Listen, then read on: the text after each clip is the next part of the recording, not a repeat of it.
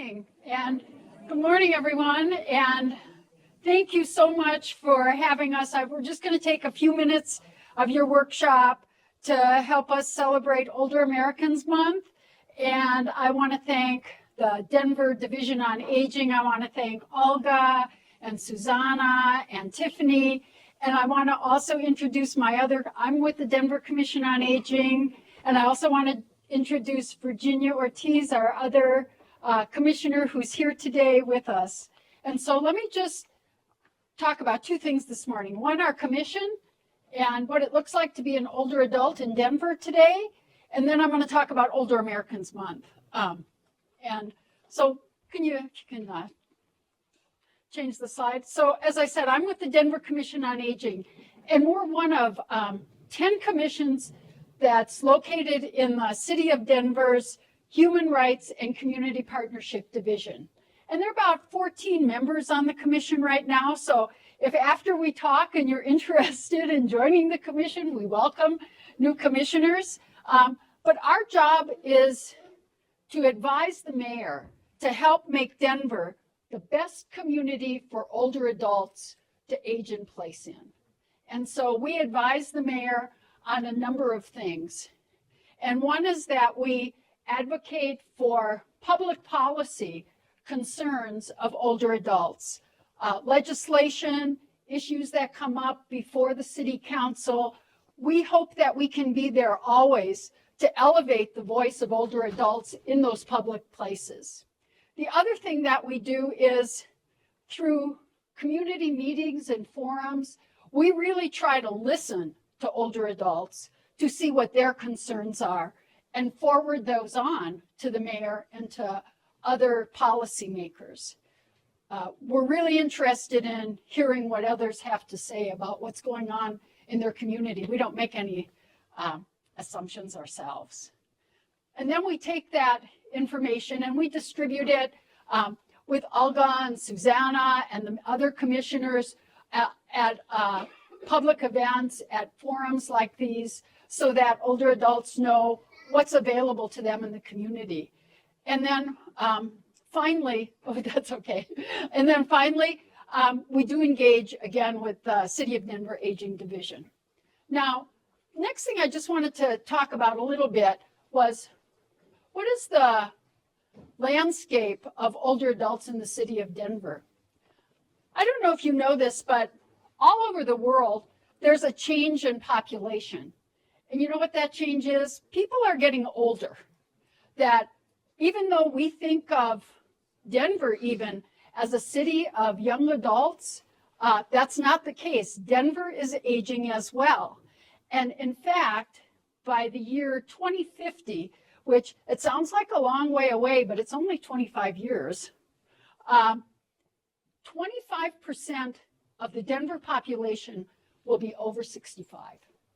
And it's going to happen fast, because if we look at where we were 65 plus in 2020 at 87,000 people, and we go to 2050, we're going to be almost at 200,000 people over the age of 65. And that's over a 100% increase in those years. So we're aging, and the population's aging fast. So what is it like to be an older adult in Denver? Well, I'm going to talk about two things. One, the challenges, and one, the positive things. So there's some challenges to being older in Denver. And this is from a survey that's taken across the county. Number one, there's people, if you're older, 11% of our older adults are living in poverty. And so these are things that we want to address and that we want to change. Over almost 50% of us spend a lot of our money on housing. Over 30% of our income goes to housing. 40% of older adults feel isolated and lonely. And so we want to have more community gatherings like this so people can get together. And I won't go into all these percentages, but older adults have health care needs, and many report that they really do not know what services are available in their community. And so what we also want to do, like what Susanna's doing here is really bring the resources to the community members so that you know where you can find resources where you need them. Now that's one side of it. Let's go to the other side. And here's the strengths of older adults in Denver. This is an amazing figure to me, but the economic contribution of older adults, both volunteer and those who work, what we provide to the economy, the last data was from 2022, was $13 million per year, $13 million per year, which is a substantial part of the Denver economy. So older adults are contributing a lot to the Denver economy. Many, 73%, report that they're going to remain in the community, which is another strength because we know that older adults bring so much value to the community in which they live. Many have access to high-speed internet, and this is an important piece of information. Many older adults really have a high opinion of Denver Parks and Rec, right? If you know you can get the Denver Prime card if you're over 60 and have free access to all of the recreation centers, and many older adults use that. They also use our public library. The Denver Public Library has a nationally known older adults program, and they offer a lot of sessions for older adults, and it gets used very much. So these are the strengths of living in Denver. Now, with that said, with those challenges and strengths, the last thing I'm going to talk about is Older Americans Month. You know, it's May, and we're celebrating it, and we're so happy to be here with you celebrating it. And again, thanks to the Aging Division for supplying us with this great coffee and pastries. Had some myself. And so what I just want to say briefly is Older Americans Month has been celebrated nationally since 1963. It was actually started by President John Kennedy in those early years. And here's what is happening all across the nation.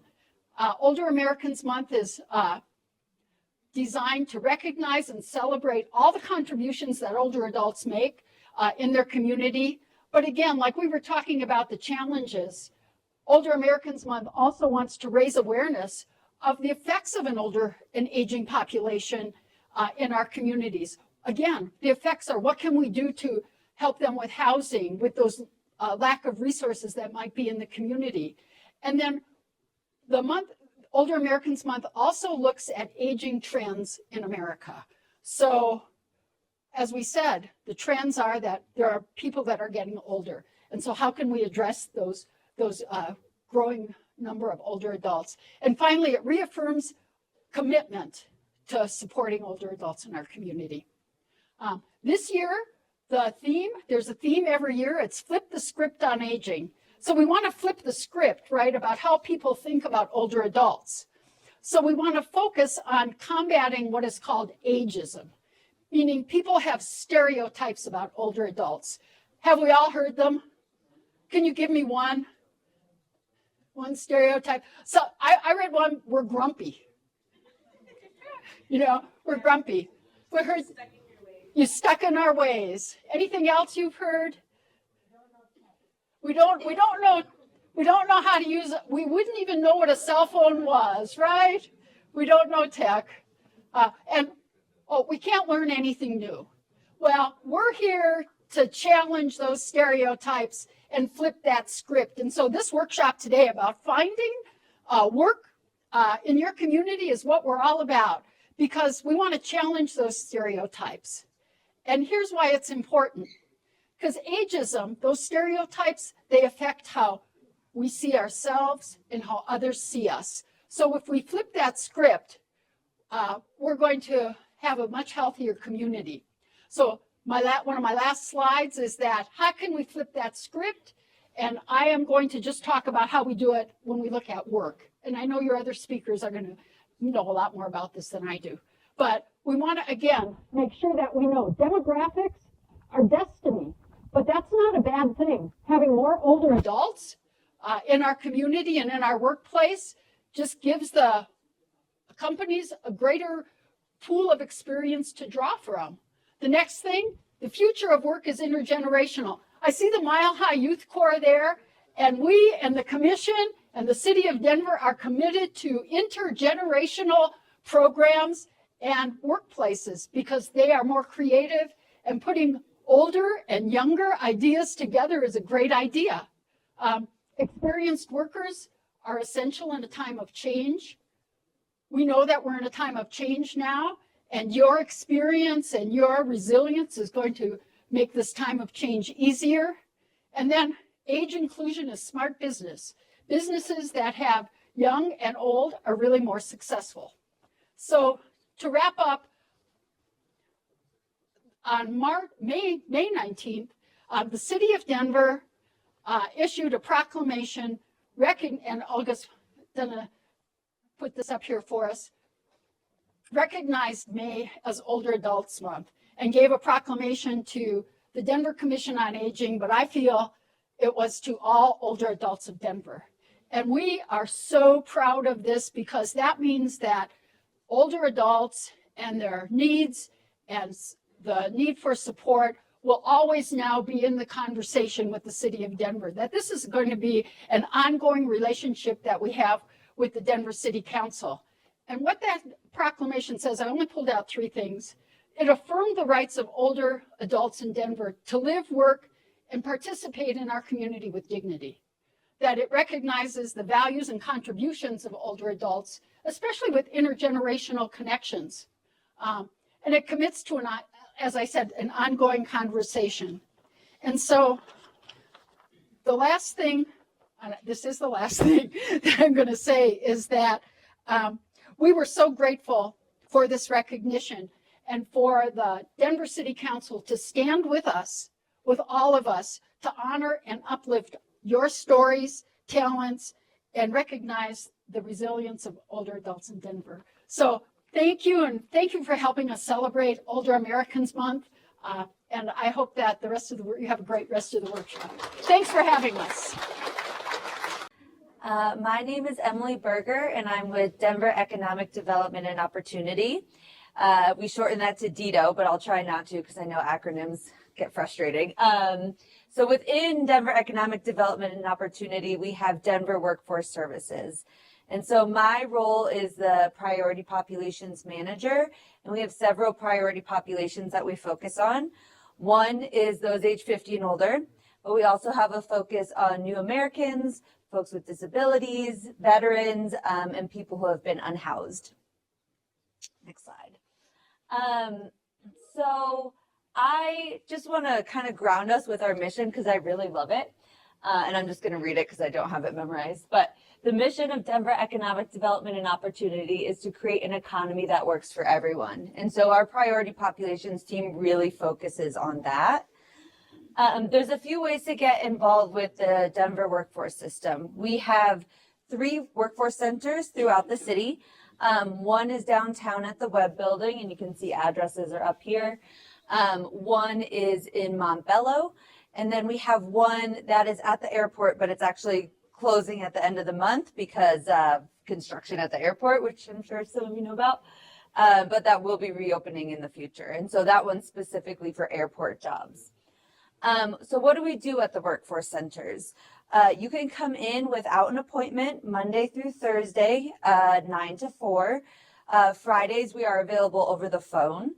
And there's people there to help you look for work. So whether you need a resume, maybe you want some interview support, we've got computers, we've got job leads. It is a self-service workforce center.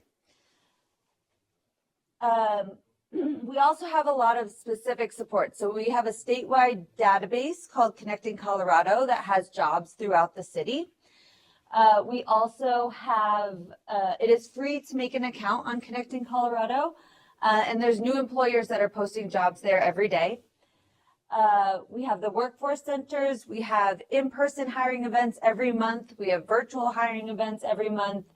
And we also have apprenticeship fairs if you're interested in an apprenticeship. We also have a newsletter that comes out once a month on Wednesdays. It's called Workforce Wednesday. In this newsletter, the only complaint that we get about it is that it's too long. So we have job opportunities in there, different hiring events that are happening throughout the city, our own hiring events. It's a great place to get a lot of information about what's going on in the workforce world. And then we also have social media. So on LinkedIn, we have a job of the week that we post every week. So we're highlighting different jobs. It's another great place to find out about what's going on within Denver workforce. So a few different programs and initiatives for those looking for work. We've got our Workforce 50 Plus program, which I'll talk about a little bit more in depth. We have our New American Integration Network. So this is one person that really focuses on supporting new Americans. We do have English classes for 101 Basic English. Those are cohort models. So our first cohort is going to end in August, and then we're looking to start a second cohort after that. And then also job leads for folks who haven't mastered English yet. And so lots of opportunities there. I won't get into all of these, so you can go to the next slide. So Workforce 50 Plus. The purpose of this is to bring together folks who are looking to get back to work who are age 50 and older. And there's a few different aspects to this program. So the first is we have a quarterly week-long workshops. These are all online. And we have classes around how to combat ageism when you're looking for work, resumes, cover letters, interviewing skills. And then it culminates with a panel of HR professionals that are asked questions about what they're looking for and what they want and what jobs they actually have available at the time. So those happen quarterly. We also have kind of one-off classes that happen throughout the year. And these are based on a survey that we get of the group of Workforce 50 Plus. So we've had classes on depression and looking for a job, because looking for a job for most people is not very fun. And you have to deal with a lot of rejection, which can be really hard. And so classes on depression and looking for jobs. We've had classes on tech training, lots of different things. We've also started a specific tech training class that's going to be in person at the Central Library. That's going to start in a few weeks. We also have a Workforce 50 Plus support group that's meeting monthly, where people can just get together and chat. It's not really formal, but you can get together with peers, talk about, what are some of the things that are going well, what are some of the challenges that you're experiencing. There's also a ton of resources. So a lot of times when people are looking for a job, they think of one platform, maybe Indeed. That's where a lot of people look for work. Teresa, who runs this program, has a list of at least 25 different job boards. So there's job boards for nonprofits, or if you want to work remotely, or if you want part-time work, lots of different options. And then it's also a community of job seekers. So one thing that's really nice that Teresa does is every time someone gets a job, she sends that out to the group to keep everyone inspired and let people know that people are getting work, it is going well, and sometimes it takes a lot of effort, but folks do get there. Next slide. So how to get connected. Anyone who's working with the Workforce Center does need an account on Connecting Colorado. So that's the first piece. And then if you're interested in getting connected with Workforce 50 Plus, all you have to do is email us here at workforce@denver.gov, and we can get you connected to Teresa and the program. Yes.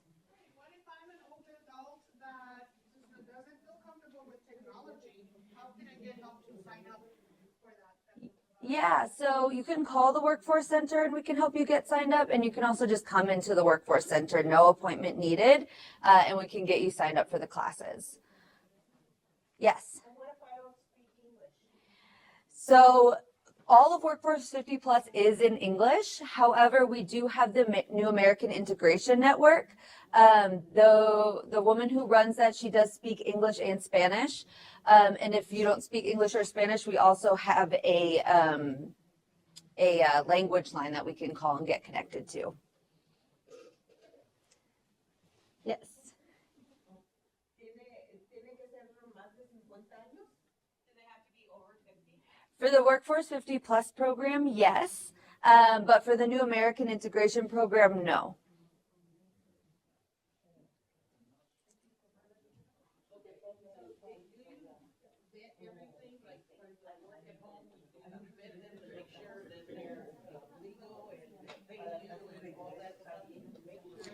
So it's a job board that we don't have control over. But what we do is she talks about scams and how to detect a scam and what to look for and how to understand what a scam might be. So we only have one job board, Connecting Colorado. That one we do vet, but we don't vet every job board that's out there. Absolutely. So we do try and teach how to recognize a scam and how to know when the scam might be happening. Yes. Two questions. Yes. One is still along the lines of the language. Yeah. Let's say that I'm a Spanish speaker and I want to join one of your workshops. Is there interpretation services that would be available during the workshop? Yes, absolutely. We just need to let us know ahead of time and then we can make sure that's available. And then another question, what if I am an older adult without legal status? Would you still be able to help me?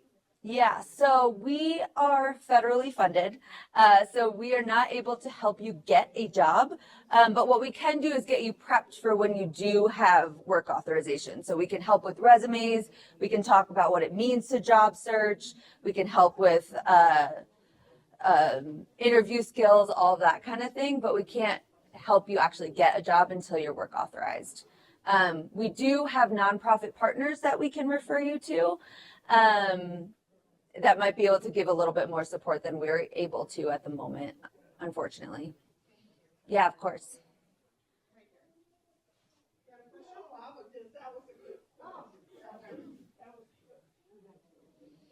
But you're still welcome to come use our services, use the computers, all that kind of thing.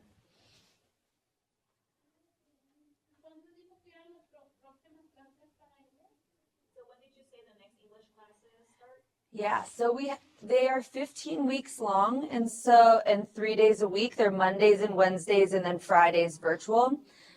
This cohort that we have right now is wrapping up in August, and so we'll probably start the next cohort in like late fall. But if that's something you're interested in, give me your information, and we'll put you on the list to get the information when it comes out. I don't have an exact date yet.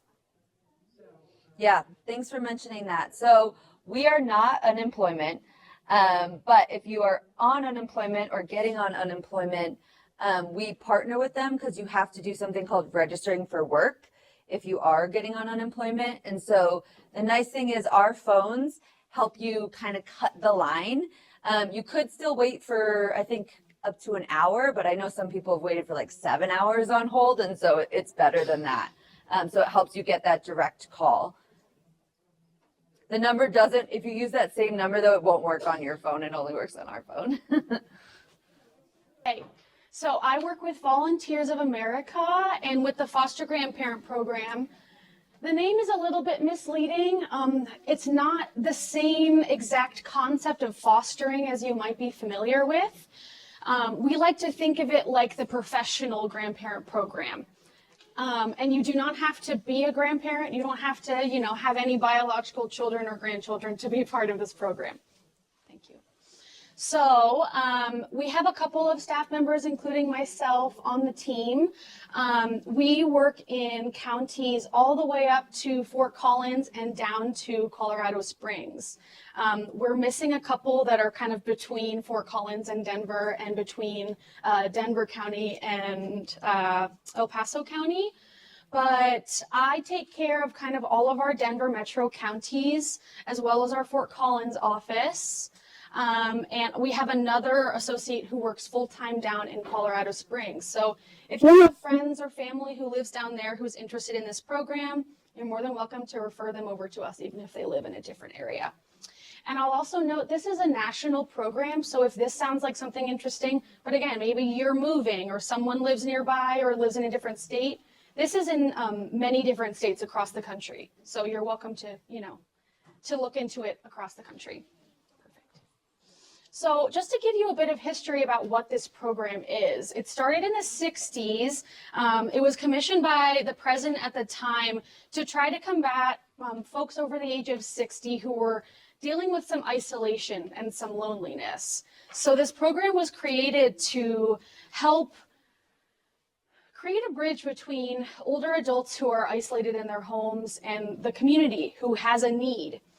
So this program specifically places older adults around mostly major cities who are looking for a way to find more purpose, a sense of community, something to do during the day. Maybe I know people can get bored at home sometimes if they don't have, things to go and do sometimes.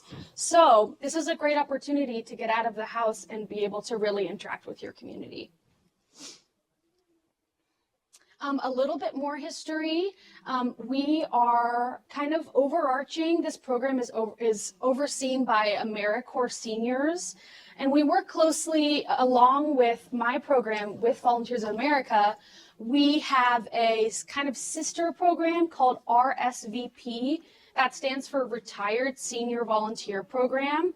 And we work closely with them so that if this program wasn't a great fit for you, we have other volunteer opportunities. Again, I know that this workshop is about employment more and paid opportunities, but if this was something you were looking for, it's also an option.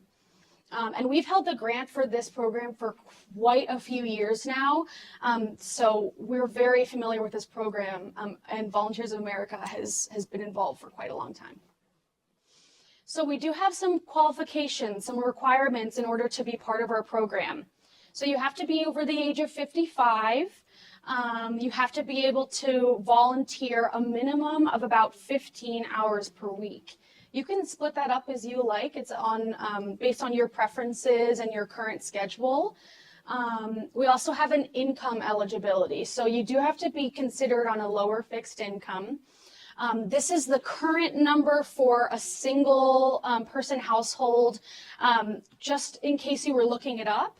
If you look at like the US poverty guidelines, we're double the initial amount of that for all the 50 states. So you can check on that if that's something you're concerned about. We also do some background checks because we're working with kids. So just, make sure that that's something you're okay with. There are of course certain things that, may be allowed, like, the little traffic things and that, but we can always help you with that as well. And we pay for those background checks and everything.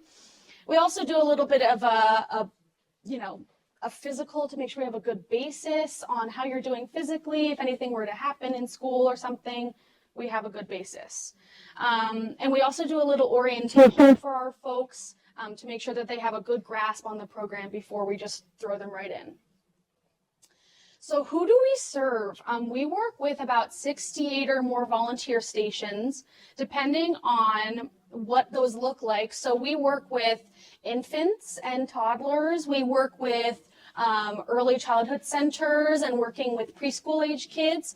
We also work with elementary schools and community-based sites that are like Boys and Girls Clubs or after-school programs, things like that. And so if you're someone who you really like working with little babies, maybe you are a grandparent yourself, you missed that stage of your grandkids, you can work with little babies in preschools and in daycares and things like that. So we have folks who work with kids who are as young as 3 months old and holding them and taking care of them. We do have a couple of restricted activities, but nothing too, out of the blue with that, just to make sure that we have our volunteers safe in the classroom.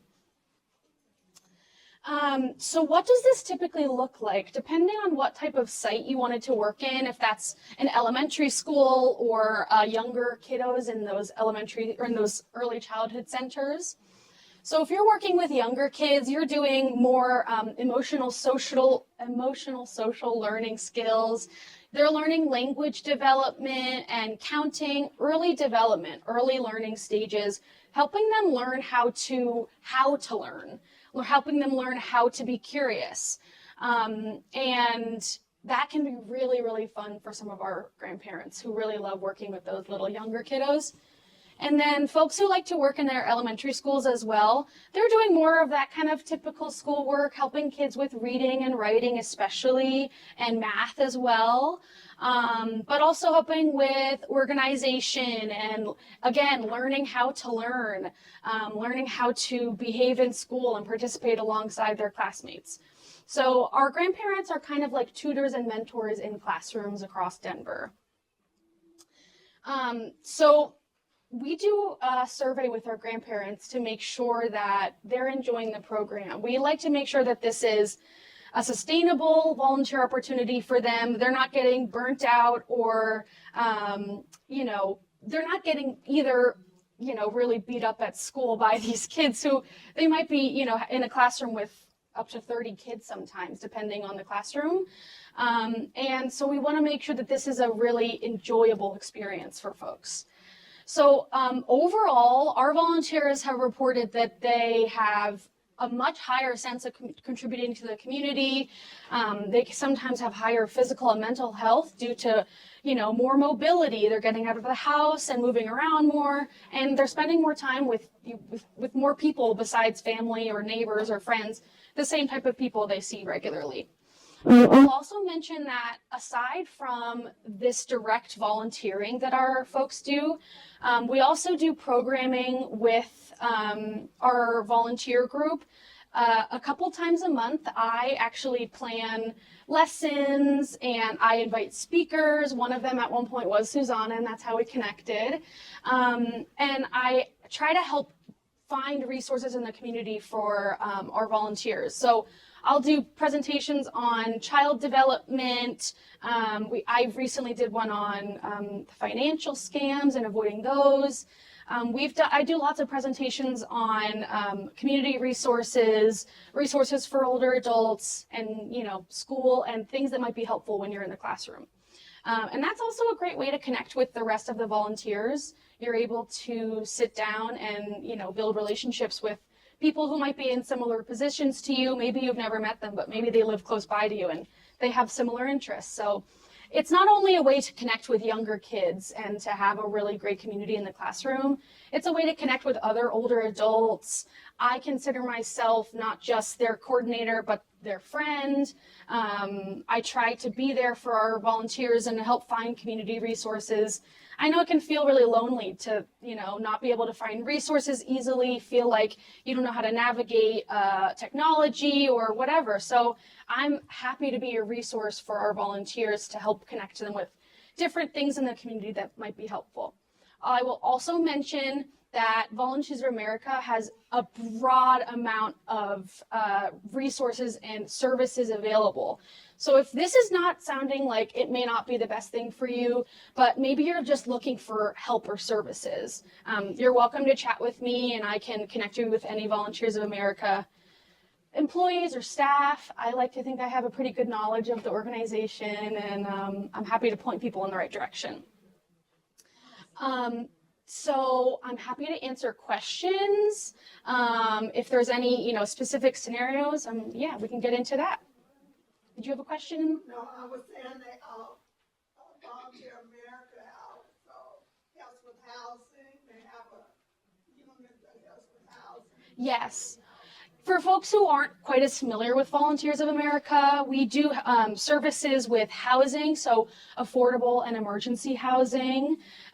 We have veteran services. We have, for us, we have volunteer opportunities as well.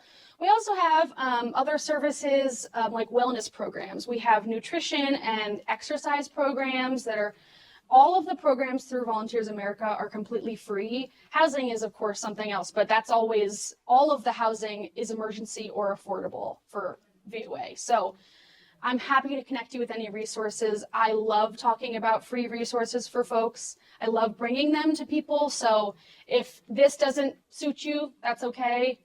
I'm ready to help you find something else if that works. Anybody else questions?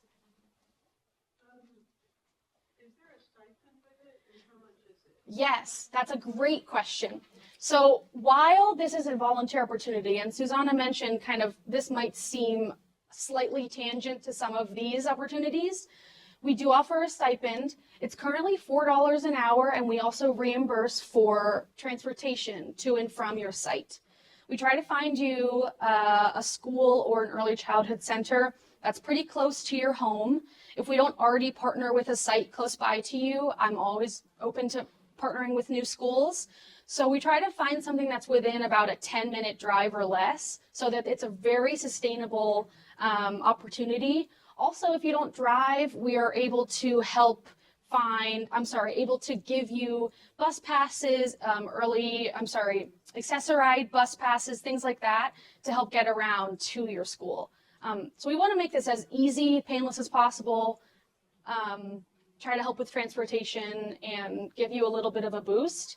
Also, the stipend is completely not affected or it does not affect your Social Security, your SNAP benefits, your housing, your rent. It's not considered income, it's non-taxable. So if you are concerned about that, this money that you receive from our program, it is yours to keep.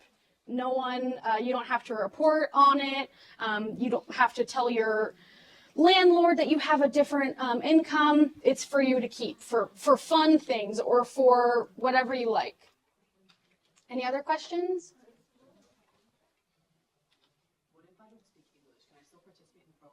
Yes, you can definitely participate in the program if you don't speak English. Speaking Spanish is a huge resource in Denver Public Schools. There is an overwhelming majority of students who are speaking probably English as a second language in schools. So speaking Spanish is quite an advantage for classrooms.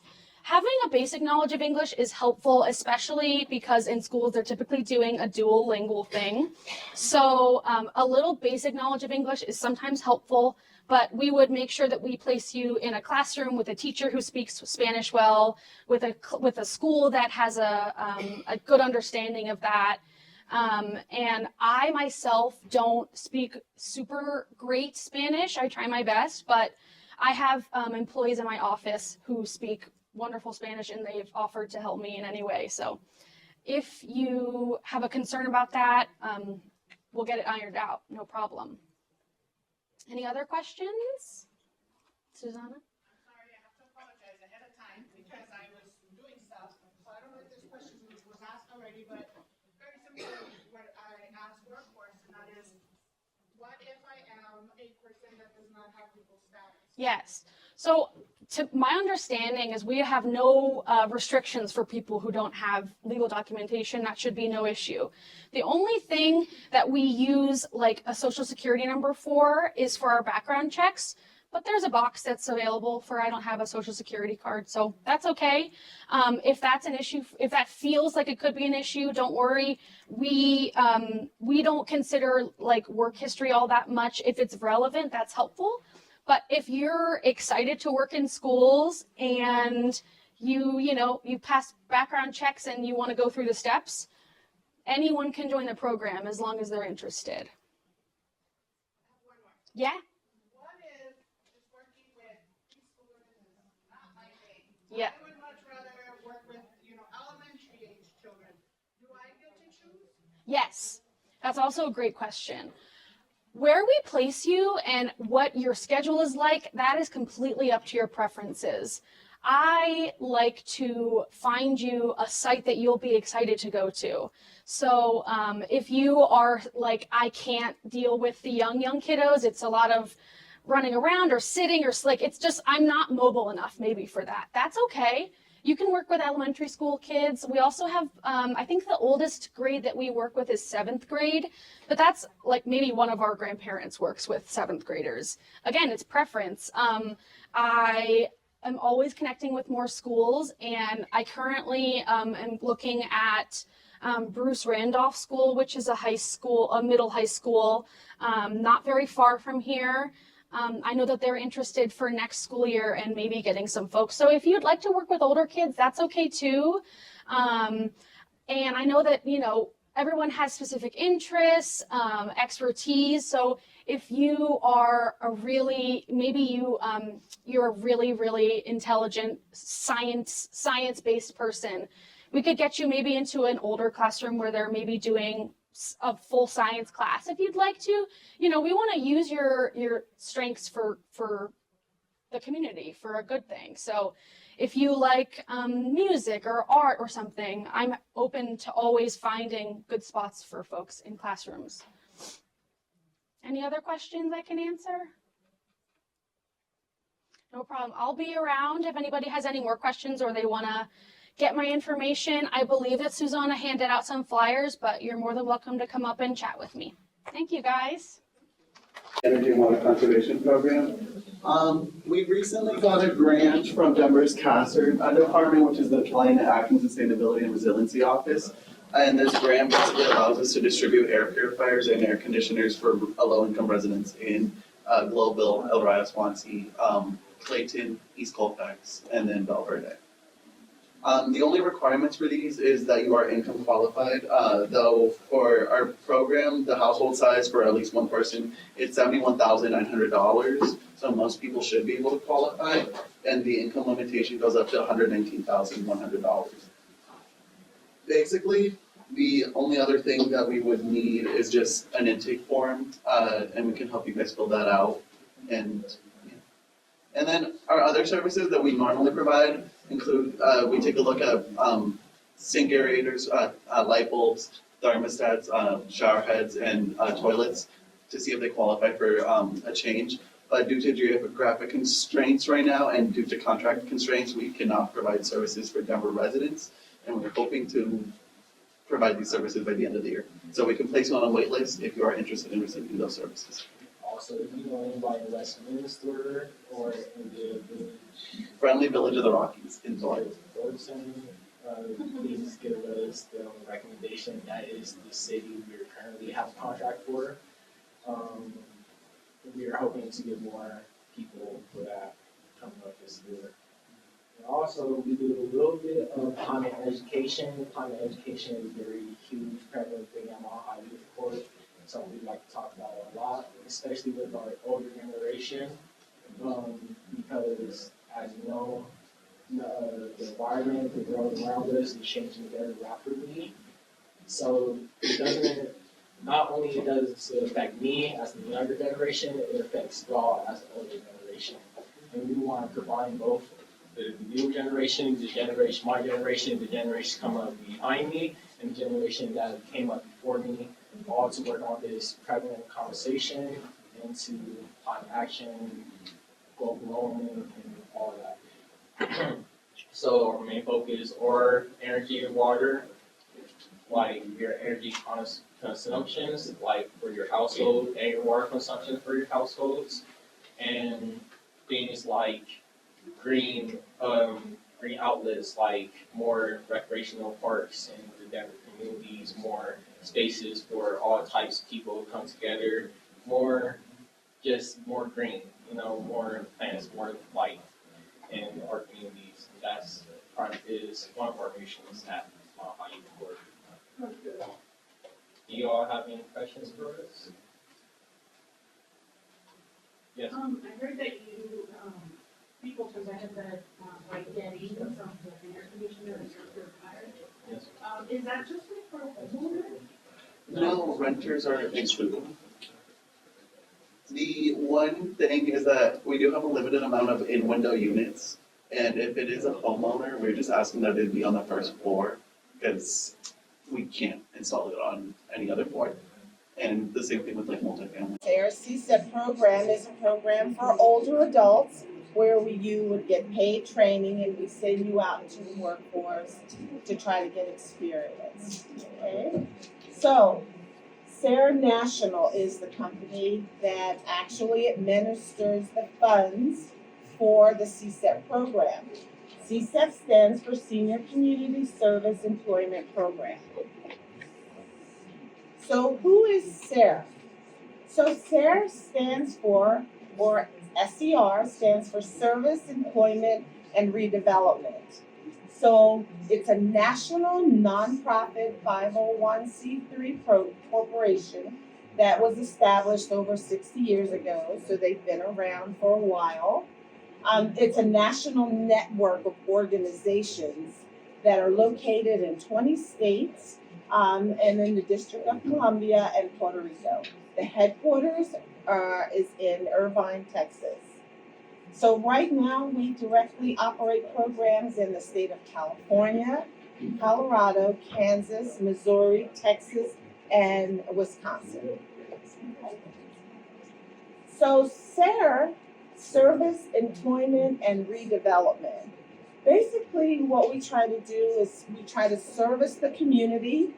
We try to maintain, the goal is to get employment for 55 years old and above individuals.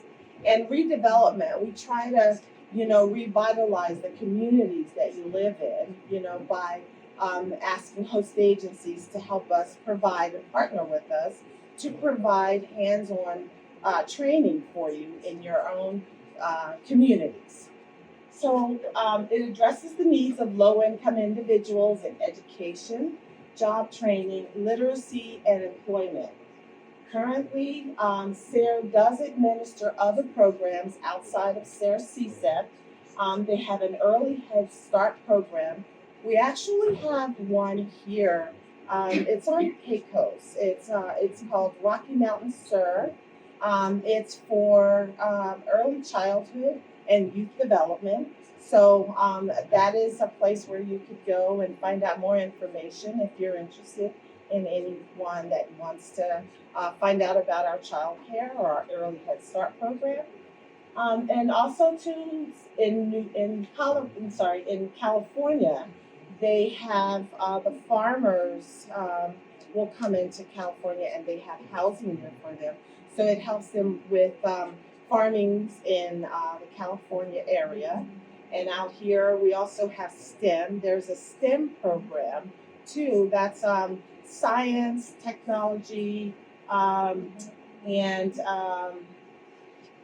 engineering and mathematics, which is a really good program if students want to go into college and learn about mathematics and engineering.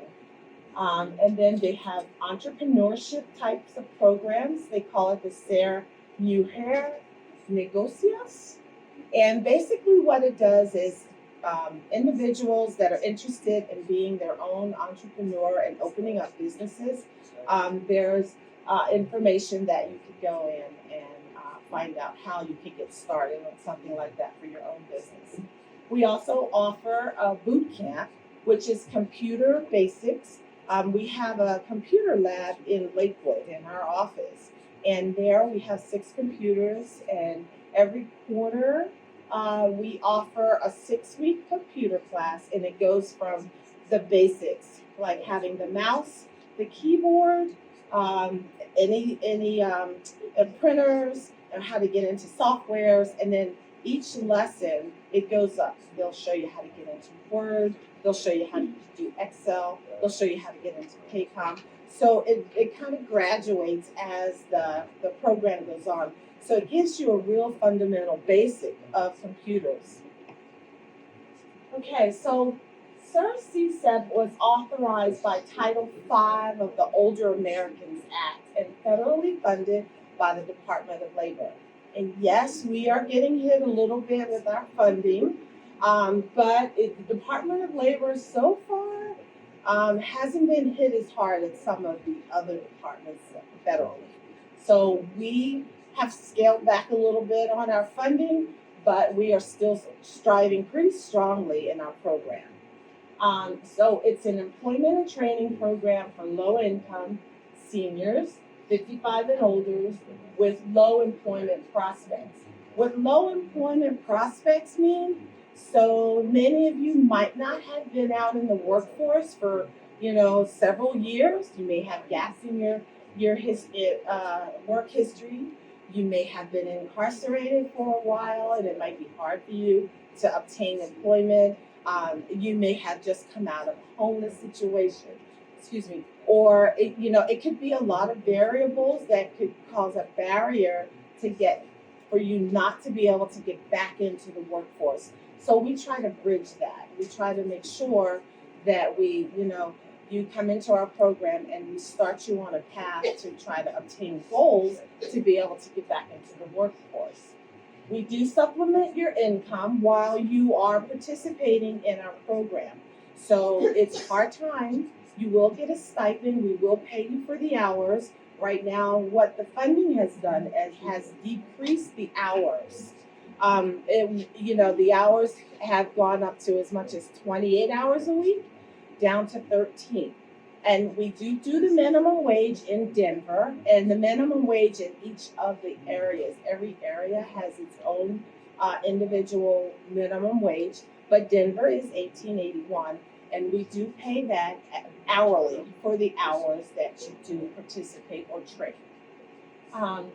You can be in the program for 48 months, okay, with a CSEP provider. It's like if you're at a host agency and you're there, you have 48 months, okay, to be able to train with that particular host agency and learn a skill. And if for some reason that particular host agency does not work out for you, we can rotate you out to another training site. Or if you find that your goals have changed and you want to try something else, then we'll go ahead and rotate you out and we'll go over another plan, structure another plan for you, and then we'll place you someplace where we think that you can continue with your goals. Okay. So the goals of CSEP is to upgrade your job skills and work experience through hands-on training. And that's what we meant by going into a host agency and actually doing the work as a trainee of a staff member. You're not a staff member, but a staff member will be training you on the things that they do. This way, when you do when you have your resume, you can say, well, I have done this and I have done that. I have been trained on this, and you've actually had the hands-on experience. That's why we value our host agencies, because they do provide each of our participants with hands-on training. So, in-demand job skills. Things are changing all the time. Computer knowledge, computer processes, even in retail stores, things change. So, when you go into a host agency, most times they are, current in their software. If you wanted to be an admin or receptionist, a phone system is more up to date, or, their processes and the admin skills. Or if you're in retail. So many of our host agencies are retail. So you would go in, you would learn inventory, you would learn some production, you'd learn how to tag, you would eventually maybe get up into the cashiering side of it. It depends on how you train, what you're learning, what your goals are, and what it is that you'd like to do while you're at the host agency. So this serves the communities, because most of our host agencies are within your communities. So we try to make sure that we have, host agencies that are close by to where you live. We try not to send you out too far.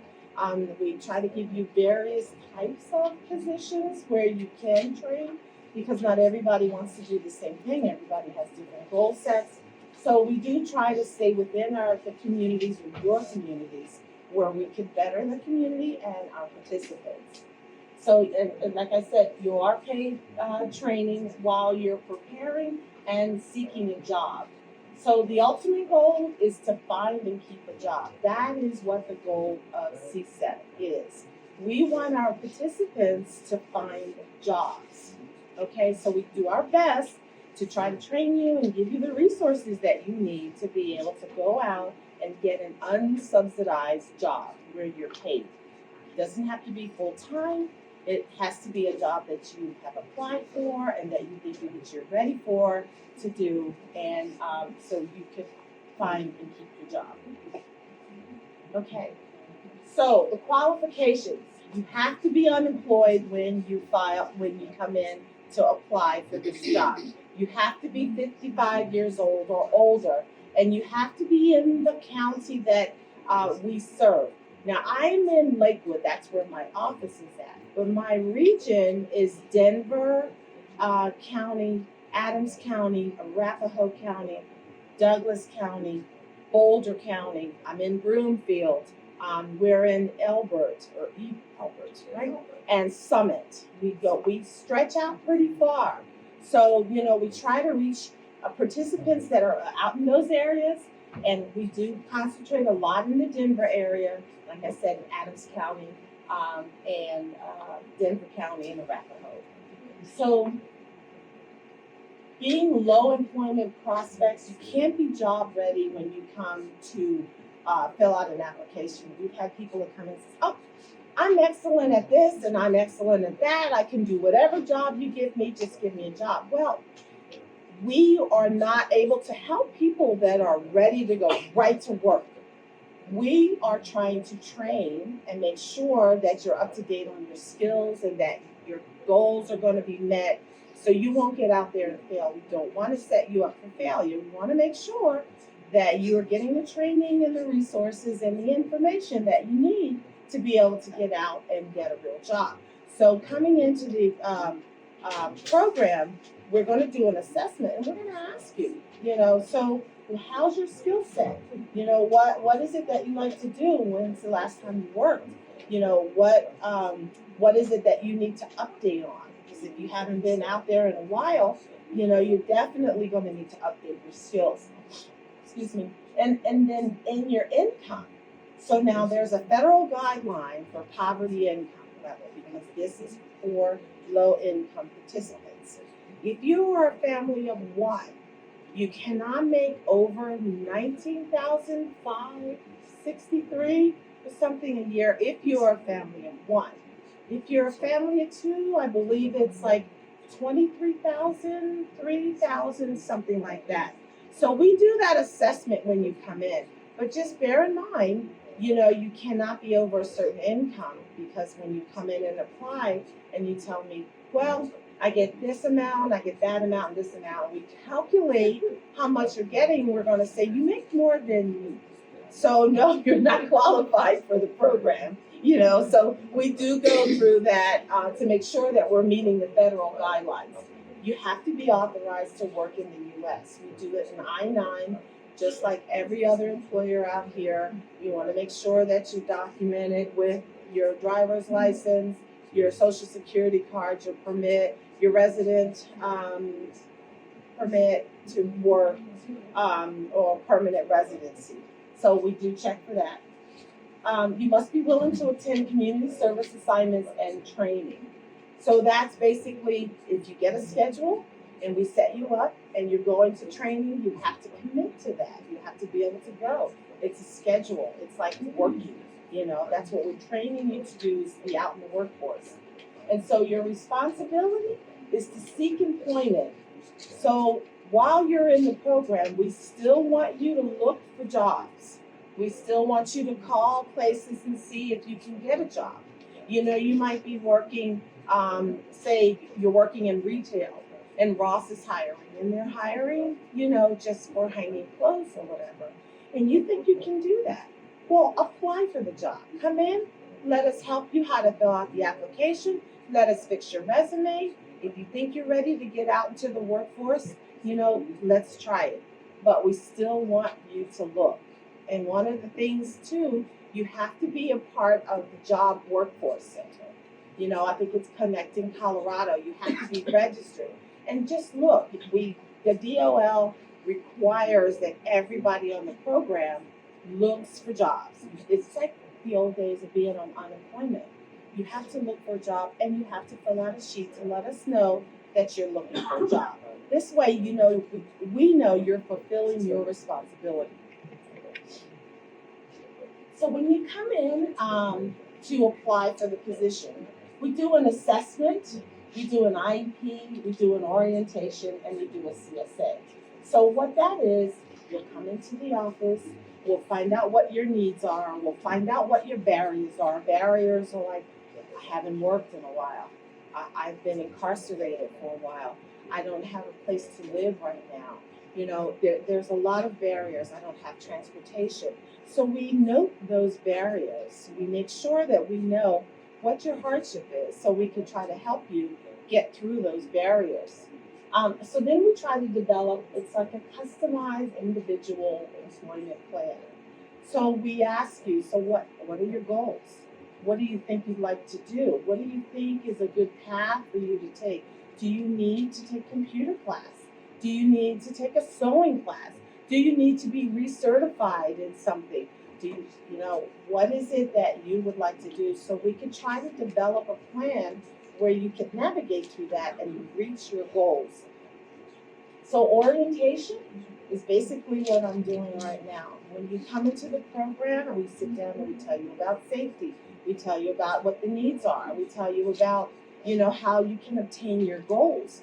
We talk to you about, what is going on in your home life that's going to, keep you from getting to where you want to be, and then so we just kind of talk to you through it about the program, what the program expects, and what, we expect from you and what you expect from us, because we want to make sure that you come to us when you have needs, and we try to help you with that. Okay. So like I said, you have to be registered with the Colorado Connect or some type of employment office. When you come into our office, we will help you assist with creating a personal email if you don't already have one. Right now, in the age of the internet, you're going to have email. That's how we communicate. Sometimes we have people that call and say, well, I want to use my daughter's email. I want to use someone else's email. At that point, we know that you need assistance in creating an email because you will need your own individual email. And if you have an email that says like flygirl91 or something like that, we're going to help you change that. We're going to get you an email that is a little bit more business appropriate, you know what I'm saying? So we can help you with that. Recertification. So we do a recertification every year. Every year you will come back and we'll call you for an appointment and we'll do the same thing that we did as if you were coming in new. We want to make sure that your income is still the same. Everybody gets a COLA increase with Social Security. So we do have to check, or maybe your Social Security dropped, you're not getting it. Maybe your pension, you don't have that. We still want to make sure you're within our guidelines for income. And then we check your progress too. We do every 6 months. We ask you to come in and say, how's it going? What do you think? Is this job working for you? Is this training working for you? Do you think you need to go take a certification class? Do you think you need this or do you think you need that? We sit down and we discuss and we look at your IEP plan and we can adjust it, we can add to it, we can take from it. So the benefits of this particular program right now, we have a physical exam because we do ask for a physician statement. We want to make sure everybody is healthy enough to be out there to train. We do go through safety orientation and we let you know that seniors cannot lift more than 20 pounds. It is a no-no. You cannot step on ladders. You can't, not even a 2-step. There are certain things you can move and you can't move. So we go over that with you. And so with the physician statement form, they'll let us know. Are there any limitations? Okay, you may have a back issue. You may have an issue with some part of your body that you want to make sure that you address it to the point where you're not going in somewhere and you're irritating it or you're making it worse or you just can't physically do a particular job. So we need to know what that is so we don't send you someplace to where it's going to limit you more and you're not able to do the job. And that doesn't work for any of us, you or the program. In some areas, but not mine, unfortunately, we have supportive services. They cut our funding. And so when we did have funding, what we could do is, if you got a position and you needed steel-toed boots, we would purchase those for you. If you got a position and you needed a uniform, we would purchase those for you.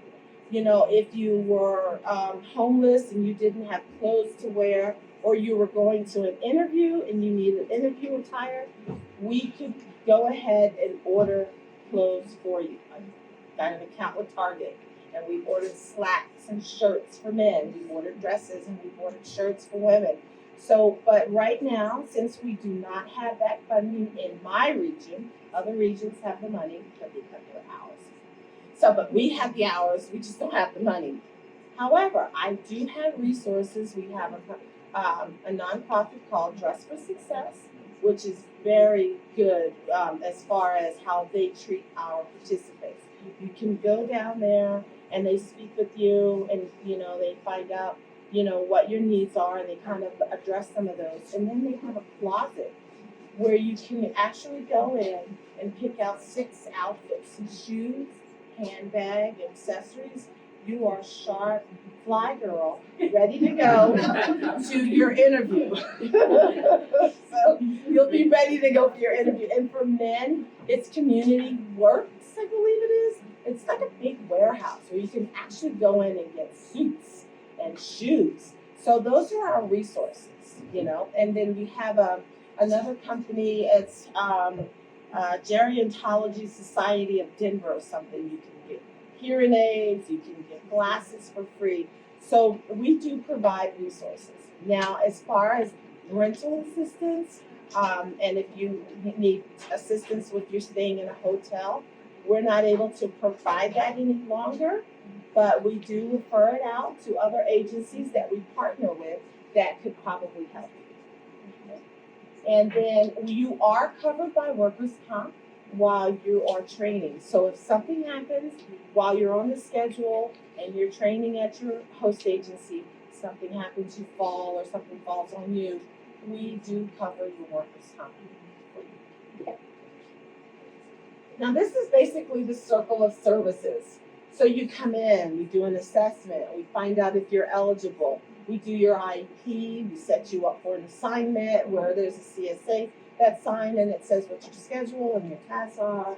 Then we do a recertification, we evaluate you, we do a reassessment. So it's a circle. We stay in touch with you. Even after you exit for a full year, we will follow up. We will ask you, did you find a job? Can we give you some job leads? Do you need to come into the office for maybe a computer training class? Or something like that. So we're always going to be here before and a year after you've gone. Exited. Okay. So the supportive services basically is what I was saying. Transportation, we used to give out bus passes, but our region doesn't do that, but we can send you where you can get resources to do that. There are a lot of support services, centers that we partner with that can help you with that. Healthcare and medical services, clothing and uniforms, special job related and personal counseling. So each of these things here, we have been able to do in my region. Most other regions still continue to do that. It's funding. When we get the funding back, we can help you with a lot of these particular resources. But right now we have to resource it. We have to refer it out. But it's not that we can't help you. We'll make sure that you get what you need. Okay. So now when we were talking about a CSA, we'll start from the bottom here. When you come in, you become eligible, and we're ready to assign you to a host agency, you fill out a CSA form. That's a community service assignment form. So that means we have assigned you to a host agency. So so we've assigned you to, there's a great little startup, they've been here a while, it's called Earthlings. And it's like a community co-op. They grow vegetables, they sell their wares, they make things, they have a little front office area where they sell little for refreshments, and also they have like a coffee shop there. So this was our first time being asked if we could have somebody that would be training as a barista. When I think of barista, I think of Starbucks. You know how much money we make at Starbucks? So that's a training, and that's like a in-demand and up-to-date type of training, is to learn how to, go in and, service coffee through a coffee machine, and be called a barista and be a front counter person. That sets you up for a particular job that I'm thinking that you could go out, and work at a Starbucks. It doesn't have to be a Starbucks, but that's a big name company, and they pay really well. And if you go in, they have a lot of rotation, but there is an opportunity there. So anyway, we fill out the CSA form, and it tells you what your schedule is. It's part-time. It lets us know when you're going to be training there, and we also know what you're going to be doing. Then we have a CRT, it's a classroom training. Now we have basic computer classes that you can come into our office, but if there is a class out there, we just had a couple of our participants take a bookkeeping class. Now we will pay you while you're taking that class. It will be a part of your hours that you're working. So if you're working 20 hours and the bookkeeping class is 8 hours, so we're going to subtract that 8 hours, but you're able to go to the bookkeeping class, or you're able to go to get a class, take a class for a certification. We will allow that because that's us helping you attend these short-term certification programs, and that helps you. It enables you to be able to go out and say, well, I'm certified in this, or I'm certified in that, or I've been trained. So that's what we call a CRT classroom training. And then here is a really good, the OJE. OJE is on-the-job employment. If you were to find an employer that says, okay, I'll give you an opportunity, let me think about it. This is what I want you to do. I'm in the SIR program, SIR CSET program. They have a program called OJE, and that's for employers. What they do is they will pay my salary for what you're offering for the job that you're posting, that you want to fill. If I work for you, okay, for 2 weeks, if it's full-time, they will pay. If it's part-time, they will pay for 4 weeks. So I don't want to say free labor, but I can work for you. I mean, we're talking real job. This is an employer, not a training. You are going, so if they're saying, well, it's $25 an hour, okay? We pay $25 an hour. You work with that employer for the 2 weeks. They see how it works out. It's a benefit to employers to try to help our participants through this program. So it's, if you want to work part-time, and they, okay, put me on a part-time schedule. We will pay for 4 weeks.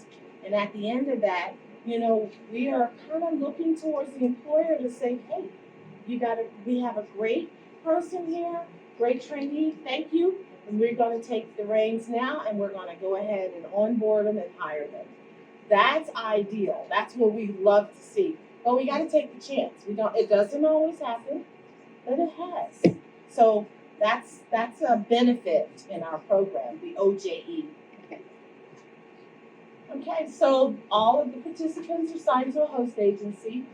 The host agency has to be a 501c3. We can't put you in Walmart. We can't put you in Ross. We can't put you in certain. It has to be a nonprofit or a public entity. Okay, and the host agencies will allow participants to develop and practice and do your on-job skills in a supervised, hands-on environment. So you have to be supervised because you're through our program. So you can't just go in and work a shift and nobody's around. Because I'm going to check. I'm going to make sure that my participant is being supervised and he's being taught or she's being taught, a particular job skill. So that's why we ask them to make sure they provide the task so we know what you're doing, and then safety orientation. We had a little bit of a hiccup. We had someone on the 25th floor, and of course we give them the safety information, but they failed to do that, and they had a fire drill. And my participant, they didn't know where to go. They didn't know which way, where the exit was, and it was a training issue on the part of the host agency. Because we go in and we do a safety and site inspection, and we find out where those exits are. And we help our participants know if this happens, this is what you do. Okay. So we ask that the host agencies consider our participants first when they're training them, if they want to hire. And then we ask that they maintain an open communication with us. If a participant is not doing well or they're not doing what they're supposed to do, call us, and then we will deal with the participant. So each year, the host agency signs an agreement. We do an annual visit. We go in and they submit bi-weekly timesheets that record your hours. So whatever hours you work, They will record them and submit them to our payroll, and that's how you get paid. So each host agency and you will get a handbook, and the handbook is pretty comprehensive. It'll tell you everything you need to know about the program and what you can and cannot do, what the host agency can and cannot do. So it's pretty comprehensive handbook. And are there any questions? Oh, this is, Okay. oh, yes. Okay. This is the best program, and I know it was long. Speak very well, but if anyone's interested, it's wonderful. Thank you. I was in it decades ago. Have you heard Josephine Quintana? Yes, I have taken her place. That's where I'm Oh, sitting. praise the Lord. Yes, Yes, yes. she was so wonderful. Good. I'm glad to hear that.